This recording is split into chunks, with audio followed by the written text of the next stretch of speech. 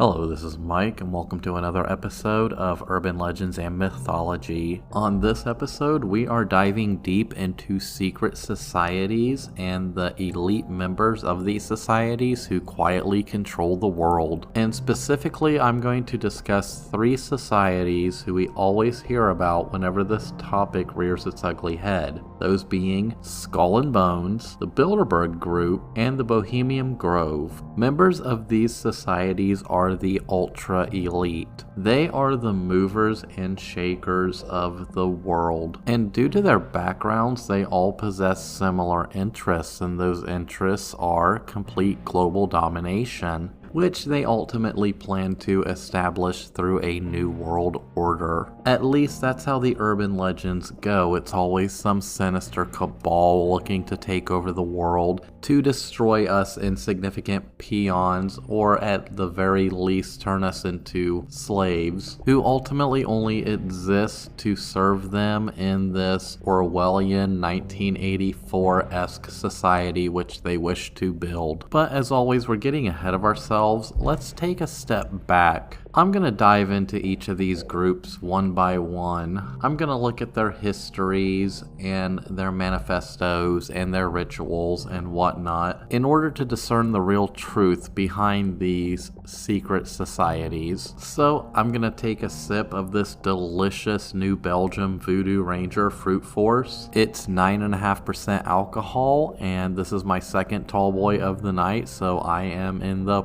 perfect state of mind for this. And as always, we're gonna start right at the beginning. So to begin with, we're gonna have to take a trip right into the imagination. So imagine that you are at Yale, one of America's most prestigious universities. You worked hard your whole life, you got the right scholarships, and your parents somehow had the right connections, and you made it into this elite Ivy League school. You are walking in the footsteps of Presidents William Howard Taft, George H.W. Bush and his son, Gerald Ford, Bill Clinton, former Vice President John C. Calhoun, former world leaders like Italian Prime Minister Mario Monti, Mexican President Ernesto Zedillo, and even German President Karl Karstanz, and the infamous C. Montgomery Burns. Yale University churns out world leaders. To put it bluntly,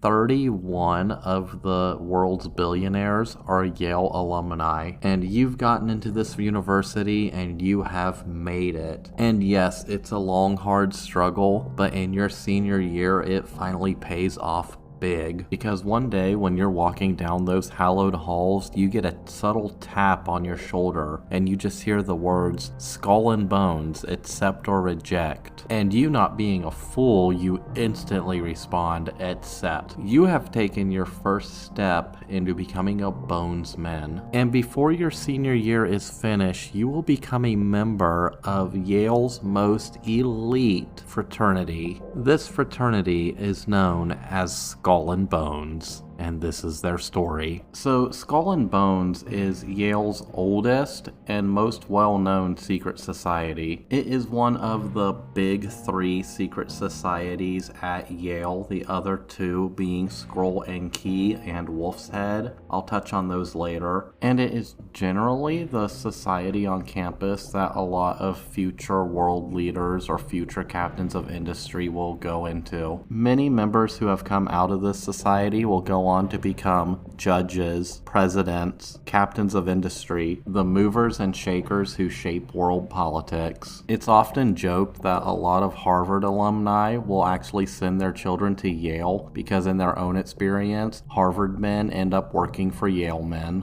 And they have developed a reputation of attracting the best of the best. They look for the campus leaders, they look for the football captains, the other sports captains. They usually look for the chairman of the Yale Daily News. They'll look for anybody who's already had some kind of military service. They look for religious group leaders and political columnists, and they'll even seek out political radicals. And they always pick a whiff and poof which is a member of the Whiffenpoofs, who are a a cappella singing group at Yale. They're actually the oldest a cappella singing group at Yale. They were established in 1909. And the 15th member to always be tapped is usually somebody from a family that nobody's ever heard of. So that's kind of the idea of the type of men, and since 1992 women, whom Skull and Bones seeks to recruit. And given that Yale is one of the most elite universities in the United States, hell, it might be one of the most elite universities in the world, they have no problem finding members. So with that kind of out of the way, what is the Skull and Bones Society? So to make it as simple as possible, Skull and Bones is an undergraduate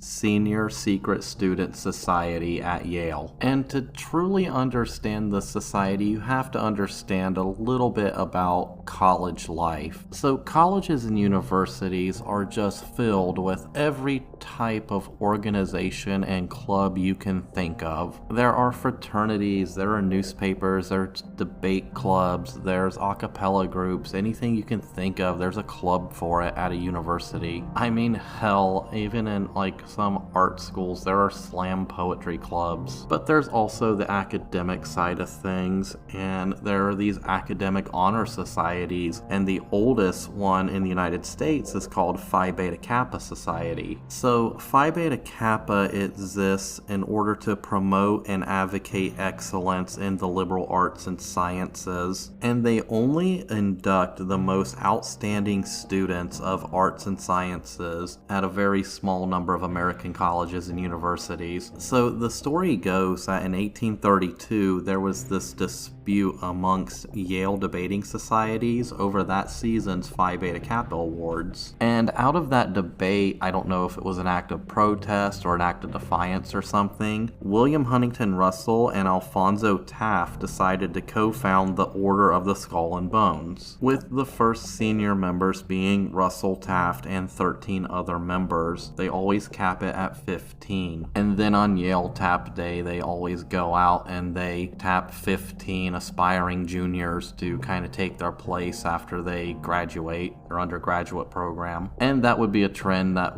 other Yale secret societies would follow. They usually cap it at 15 members, which is a big reason why it's so competitive to try to get into these societies. And the whole point of the society was to basically create a fraternity which would mold future political leaders. It was one of these good old boy clubs, you know, your fraternity brothers are your fraternity brothers for life. You share in the same values and do the same works. And that's what they're really establishing in these early years. And they really seem to emphasize Demosthenes. Now, he was a Greek orator who died in 322 BCE. And without getting into too much detail, Demosthenes, he was a Greek statesman and orator in ancient Athens. He was a lawyer, a speechwriter, and a political activist who actually opposed Macedon's expansion by Philip II and Alexander the Great. He was there in the last days when Athens fell from a democracy and devolved into a plutocracy. And that's why the number 322 appears on its insignia, because that was the year of Demosthenes' death. And it would make sense that a secret society that is looking to mold future political leaders would place such an emphasis on an ancient Greek political leader like that. And the ultimate question is really, why do they do this? Well, it's just like any other club and fraternity. For one, it's something to do, but secondly, and more importantly, it's part of a bonding process. One member of Skull and Bones has actually said it was an opportunity to build friendships with 14 people who might otherwise never come in contact with during my college years. Because the 15 members, they generally come from all kinds of different walks of life. I mean, what football captain is going to hang out with the editor of the newspaper? Or what political radical is going to hang out with like a guy in the military who's probably probably partially there thanks to the GI Bill. It's primarily a way to interact with elite leaders from all walks of life and gain different perspectives in order to enhance your own leadership skills. And furthermore, you always have at least 14 guys that you can always depend on if you ever get into some kind of jam. That's the whole point of these secret societies, these campus societies, these clubs that even goes beyond college life into some of the secret societies and clubs that people might join today, like the Freemasons or the Elks or the Koalas or whatever. Like I said, it's basically a good old boy network. I mean, a great case in point actually comes from former President George W. Bush. He actually partially bankrolled his first oil company, as well as his run for the governor of Texas, with loans and donations from fellow bonesmen. So at the end of the day, being a part of this organization is a guaranteed safety net for the rest of your life. You're always going to have a brother there to help you out. But what turns people off and fuels conspiracy theories about Skull and Bones is simply the fact that all its members are of the political elite. But when you actually look at the reality and look at the fact that Yale is one of the most prestigious universities in America and has a long history of churning out world leaders, it's like no duh, the most elite secret club on campus is gonna have the best that Yale can produce. And to be honest, Skull and Bones has always been kind of open about the fact that they attract future world political leaders and they mold future world leaders. That's not really much of a secret. But what really intrigues a lot of people is the secret nature of the club. Those secret rituals that go on behind closed doors, the imagery of the skull and the bones and 322, and those woven ties with those golden pins and all the theories that come out of what happens at the meetings there, and what nefarious plans are made later in life by bonesmen to shape our very future. And frankly, that's the fascinating part, so let's get into some of that. So, the initiation ritual, the tap, that really started in the late 1870s by these secret societies at Yale as a way of asking new members if they would like to be initiated. And it is a yes and no question. Most people will say yes, of course. Some people say no because they're expecting to get tapped for another secret society, of which Yale has many. However, it usually is better just to say yes, because some people who want to get into, like, let's say Book and Snake, they end up getting tapped for Skull and Bones or Wolf's Head, and they turn it down, and then they kind of regret that because that tap from that society they were hoping to get in never actually comes. So that initial tap day, that usually happens at Yale every spring, and it's essentially where all the clubs will go around campus and pick their 15 aspiring members. Well, what happens after that? So after you say yes, usually later that night around like midnight or 2 a.m., you get a knock on your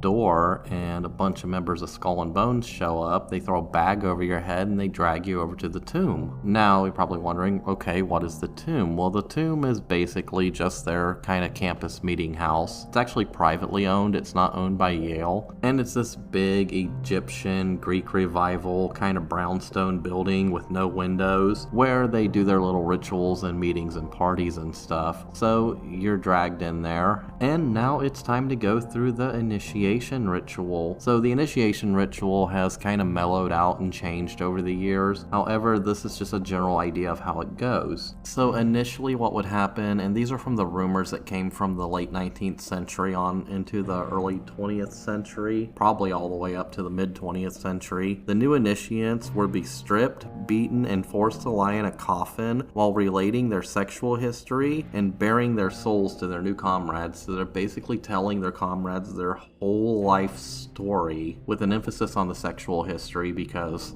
well, guys. So outside of the context of this ceremony in our barbarian world, which they call it, this could be seen as a way of gathering information for blackmail purposes in the future if you were to betray the society or whatever. But I don't really see it that way. I see it within the context of what goes on after you become a bonesman. It seems like it's more of a way to get all of your secrets out there right away to your brothers so they know exactly who you are, where you're coming from in life, and what you're all about. It's essentially a trust exercise. And this is another part of where the secrecy comes in, because secrecy is based on trust. It's essentially, I have to trust that you are going to keep all of my secrets in the same way that you are going to trust that I am going to keep all of your secrets. Of course, over the years, with subsequent generations and changing attitudes when it comes to college life and fraternities and hazing and whatnot, the ceremony has been watered down from the way it was in the past. And the following is kind of an excerpt describing how the current initiation process works. So initiates are led into the group's unmarked Greco-Egyptian vault in New Haven, where the clocks run 5 minutes fast. There, in rooms filled with shabby furniture, stuffed animals, and old engravings, they are met by members dressed as outlandish figures like the Devil and Don Quixote. At various points, they are blindfolded, jostled violently, given a secret oath, and forced to drink, quote, blood. Some say it is Kool-Aid and others say it is Gatorade, from a skull called Yorick. I love that. Eventually, the neophytes kiss the toe of a member dressed as the Pope and are dubbed the Knights of Eulogia, who is the fictional goddess of eloquence who bones men and women claim to worship. Subsequently after this, the initiates start going to the Thursday night weekly meetings. And even the way they attend these meetings has been documented. It's said that on Thursday nights, one would see the secret society members walking silently and in single file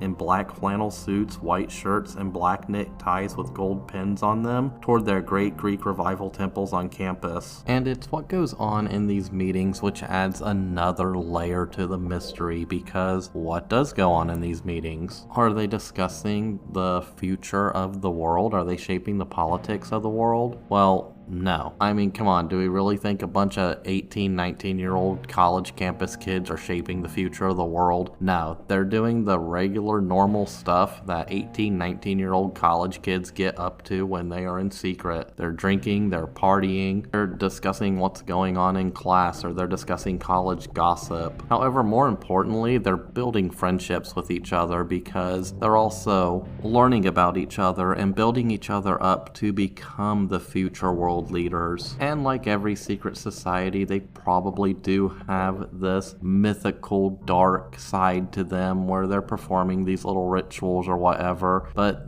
they're mostly trust exercises when you look at them, and they're using them to kind of build skills that they will use later in life. Now, they do have the dark imagery of skull and bones. Now, what's that all about? Well, for one, if you were going to create a secret society, what's a cooler name and a cooler image than a skull and crossbones? I mean, that sounds friggin' awesome. And I think that's all that really is. It sounds cool, it looks cool, it adds a flair of mystery. And personally, I think that just adds to some of the fun of it. However, not everything in Skull and Bones is about just building future leaders or learning about other perspectives and whatnot. They also have another way of bonding. This way of bonding is through the art of crooking. So what is crooking? Crooking is basically pranking other societies, other institutions, and a lot of these pranks are theft-related pranks. So Skull and Bones members have kind of this long reputation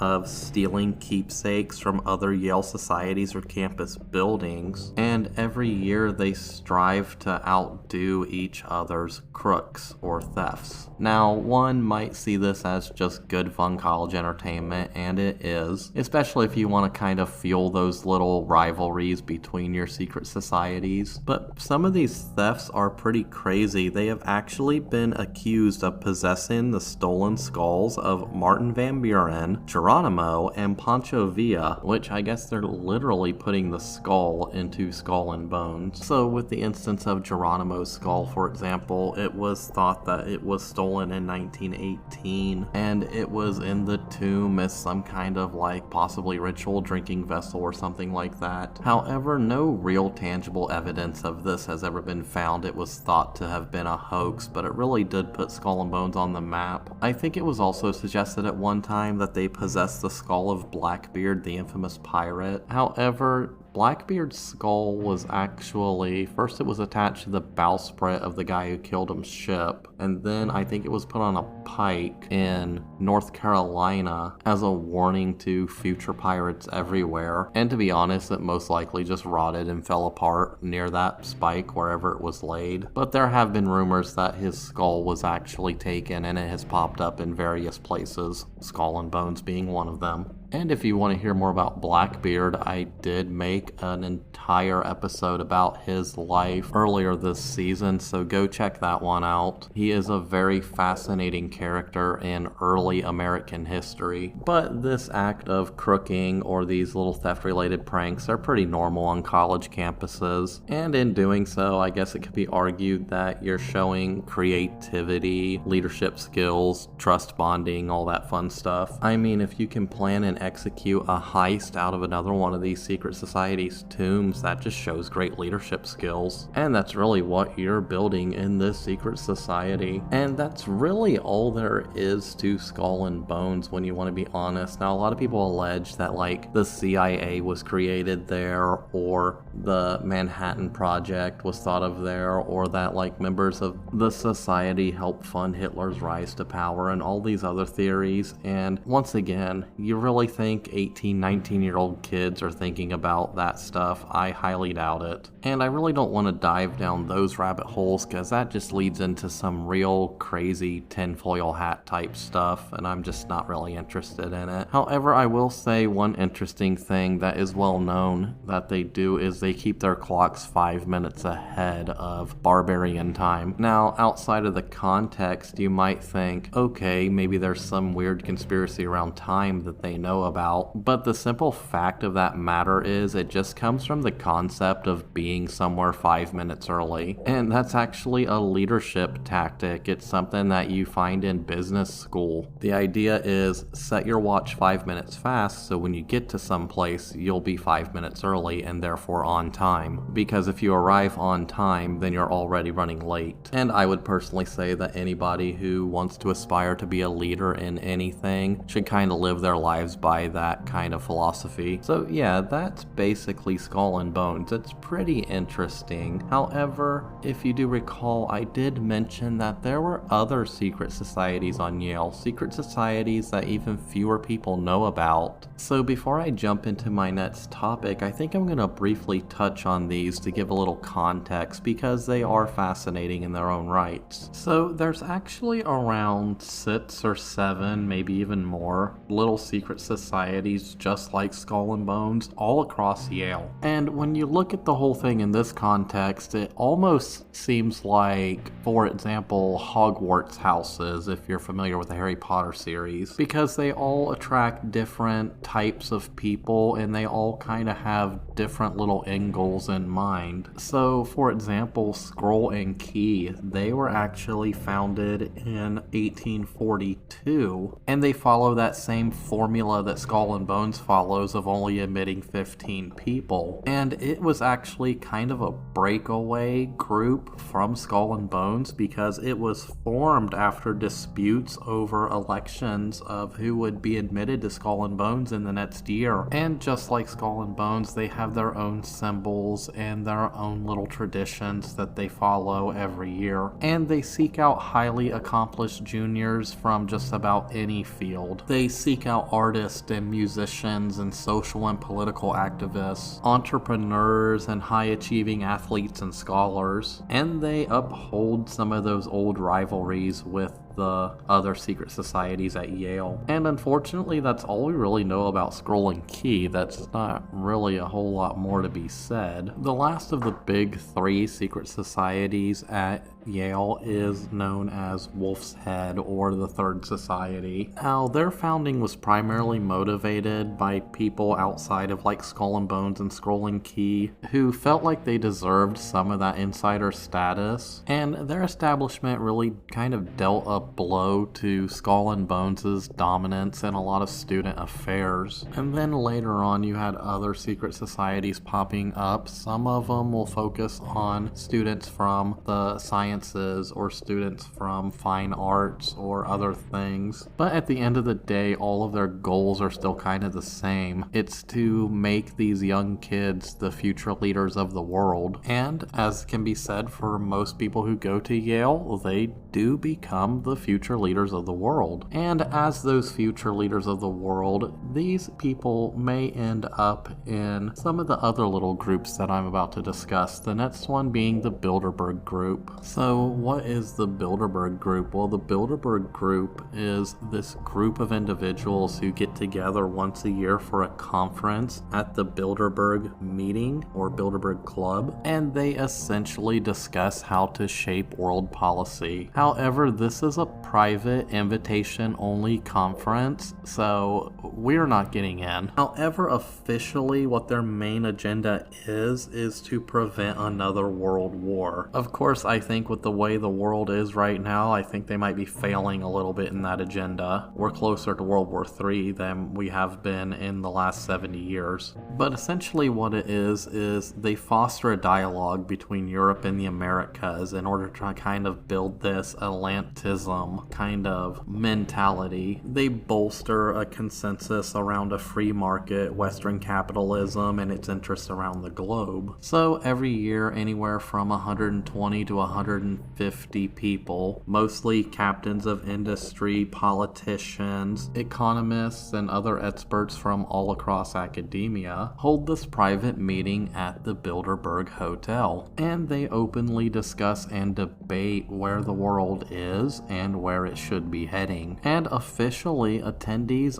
are entitled to use any information gained at the meetings, but they are not allowed to attribute that information to a speaker. So essentially, take what you hear today back to your home country and do your thing, but do not tell who you got these ideas from. And that's the thing that really sets off a lot of alarm bells, because you have a group of social elites, and I guarantee you some of them are Yale's men and Skull and Bones men, who are getting together once a year at a conference to discuss where they want to see the world in the next year. All done behind closed doors so they could speak candidly about their intentions. And then they're telling the people, take what you learned here out into the world and do your thing. Sounds like the creation of a one world government. And a lot of people think that they are trying to weave a sort of one world government based on Western capitalism and the divine supremacy of Europe and North America. And we know that stuff that they have discussed there have shaped world events. Now, what world events and what stuff was discussed, we don't really know. They kind of keep all that private behind closed doors. But no one in this world can convince me that 120 to 150 world leaders who get behind closed doors and candidly speak about whatever they want to speak about don't use that information to shape world policy, or at least policy in their own countries. So that's essentially the Bilderberg Group, power elites playing football with our lives. But their little meeting pales in comparison to one of the most wildly talked about, wildly misunderstood, insane, secretive club of all. I am talking about the Bohemian Club. Now this gets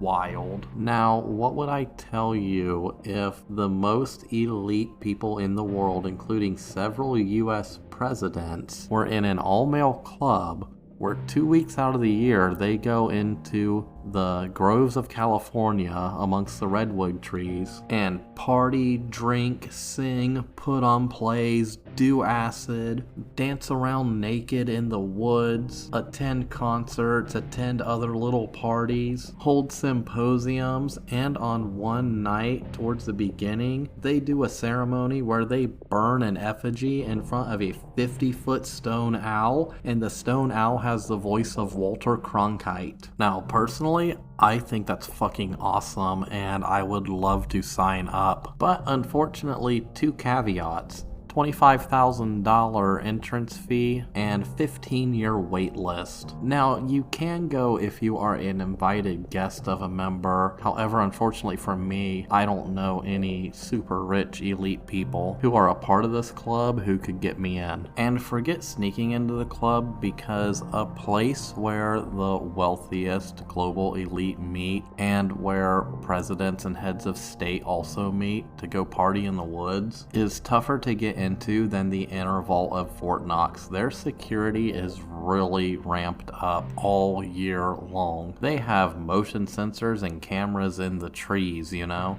You can't even get up to the front gate of this place without having a security guard come out and tell you to turn around. And by the time he came out, he already knew you were coming and he already called the sheriff on you. And we're probably thinking, okay, well, why can't we go? Well, first off, it's private property. And this is the United States of America, and you do not waltz onto somebody's private property, especially some rich elite dude's private property. That's just asking to be arrested or shot. And to be honest, the more basic, simple reason is these guys are elite people in the world and they need to be protected from others who would come in and do harm to them. So naturally the security is going to be ramped up. Especially if a president or a former president is there. You don't just walk up to a president and shake his hand, not without a bunch of Secret Service guys watching your every move like a hawk. So yeah, forget just waltzing up to the Grove and trying to sneak in. They know you're coming. Now, in the past, there have been some investigative journalists who have successfully snuck in and witnessed the events and what goes on there.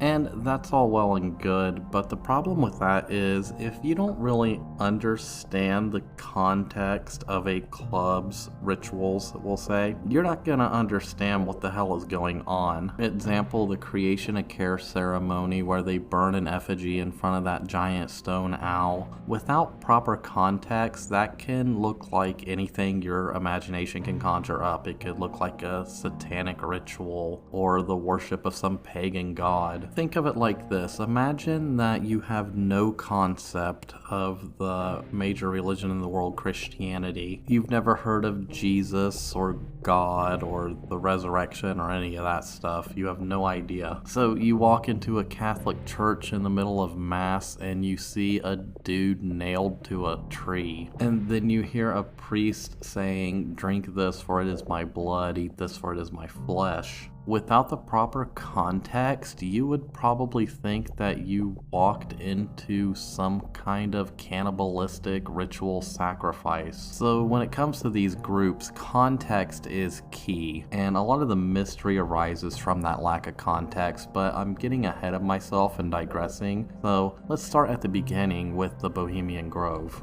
So the idea for the establishment of this retreat sprouted in the late 19th century when a group of artists, writers, and musicians founded the Bohemian Club in San Francisco. And they were kind of seeking out a place where they could get out into nature and exchange ideas and develop their artistic skills and cultivate a sense of camaraderie. And groves are the perfect places for any of this kind of activity, especially if it's like pseudo-religious in any form. A grove is a sacred place where you can truly get into touch with nature. So in 1872, the club purchased some land deep within the redwood forests of Monterey, California, and over time that land has grown into a 2,700-acre private campground. So essentially it starts out as an artist's commune. However, it wasn't long after that when the first real rich dudes showed up and started becoming members of this club. And you're probably thinking, okay, why are these rich members interested in this club? Well, the rich are very interested in art, and artists, generally being broke, usually need some kind of patron. They naturally need someone to sell their art to and to commission other works for them. So for a time it evolved into summer camp for billionaire art lovers, and to some extent it's still summer camp for billionaire art lovers. And with this naturally being a club, all clubs have their little rituals and ceremonies and whatnot. And the big ritual or ceremony of this club is on the first night they do the cremation and care ceremony. So what is that? So there's this 50-foot stone owl standing next to this pond, and there's a little stage or altar or whatever in front of it. And then all the members come out and they kind of gather around in these like robes. They look like monks or druids or whatever. And then the owl, whose name is Moloch by the way, who's representative of this god, speaks. And Moloch, he asks for a sacrifice, and this sacrifice comes out in this black horse-drawn carriage. It's like one of those Victorian era hearses, right? And then this coffin comes out of the back, and in this coffin is this bundle of sticks that's kind of shaped like a person almost.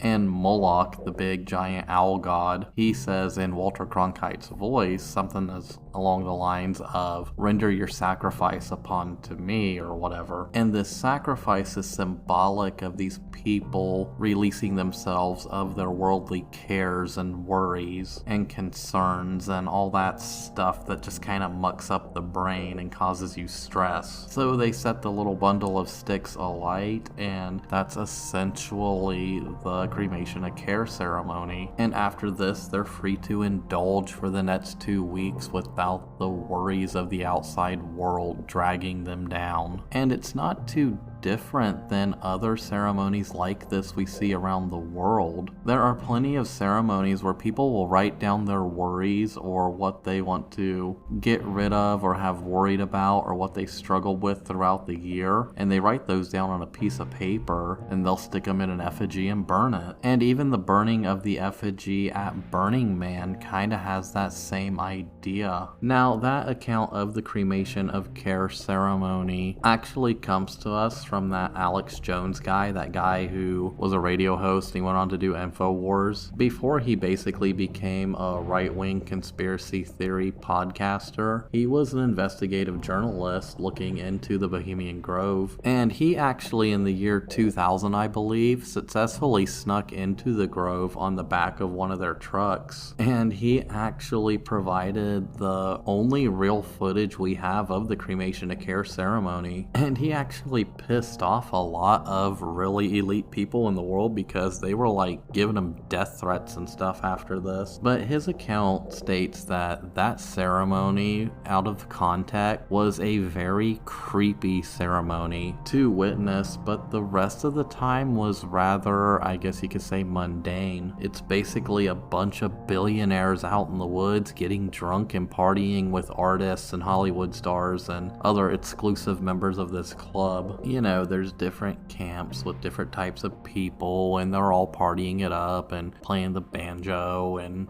whatever you do at billionaire summer camp. And they kind of have this unofficial rule. It's actually their motto. It's "Weaving spiders come not here," which basically implies that your outside concerns and business deals should be left outside. But let's be honest, if you're at drunken, billionaire, ultra-political, elite day camp, what are you gonna talk about? Those conversations are gonna eventually drift towards your business or political dealings. And it's an actual known fact that in September of 1942, the Manhattan Project was planned at a meeting at the Grove. Of course, not all the rich, billionaire, political elite are fans of the Grove. Richard Nixon was actually not a fan, and an example comes from a May 13th, 1971 tape recording talking about the Bohemian Grove itself, and for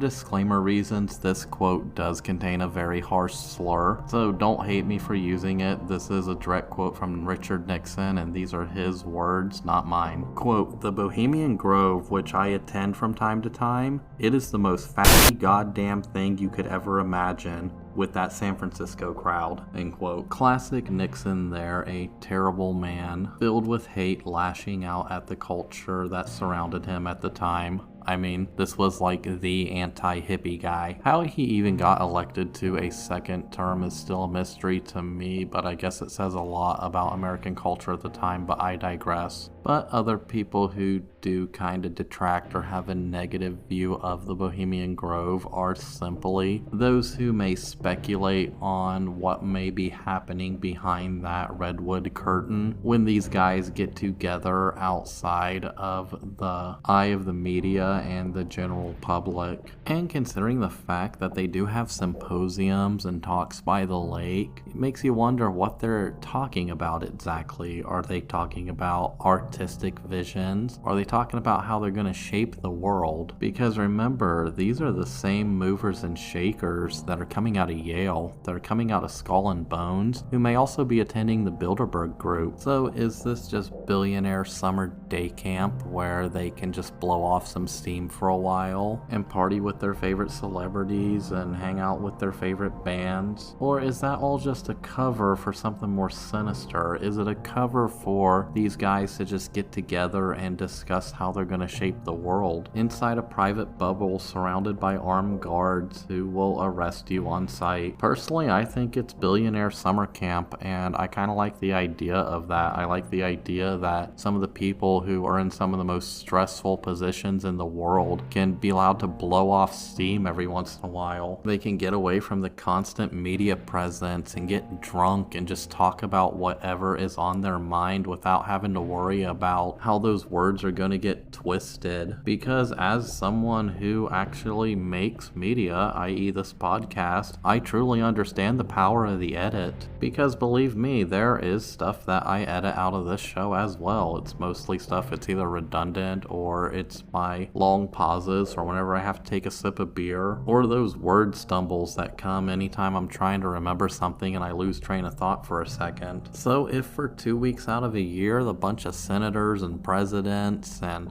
generals and other guys who are in really stressful positions can just blow off steam, then I'm all for that. Because imagine if they didn't have that. Imagine if it was just 100% stress all the time with no outlet. It would be like the equivalent of me coming home from a long day at work and not having a nice cold beer. I'd probably be lashing out at everybody and I don't know, fighting Karens in Walmarts or whatever. But that's all I really have on the Bohemian Grove. Now I was gonna actually go into a deep history about the Grove, but for this segment I really just wanted to riff on my personal thoughts about it because yeah, the history's great, but to be honest, it's kind of boring. And I do admit I don't have $25,000 to spare, but I would love to be a guest there one year. It sounds like an awesome experience. So for any millionaires or billionaires out there, I'm down to party in the woods. This little show technically makes me an artist, so maybe we could talk about a commission or a sponsorship or something. But back to reality, that's really all I have for this episode today. I do thank you for listening, and as always, if you do like what I am doing, just simply tell a friend. I actually just got my Spotify for Podcasters Wrapped little thing a few days ago. You know how everybody gets a Spotify Wrapped thing? Well, podcast creators get one too for their podcast. It kind of shows their stats over the last year. And I must say, this first year of doing this show has been awesome. I saw a lot of growth that I didn't think would ever come. I didn't think I'd ever get more than maybe 20 or 30 listeners on this thing and the thing would die before 50 episodes, but you guys proved that wrong. You guys blew those numbers out of the water. It was awesome to see that growth, and I hope to see a lot more in the second year of this show. And all your help, all your support is what drives me to keep doing this. I have plans for episodes for the next 2 or 3 years, and I hope you guys will stick with me on this journey as we explore more of the urban legends and mythologies of this world. So until next time, this is Mike, and I will see you in the next one.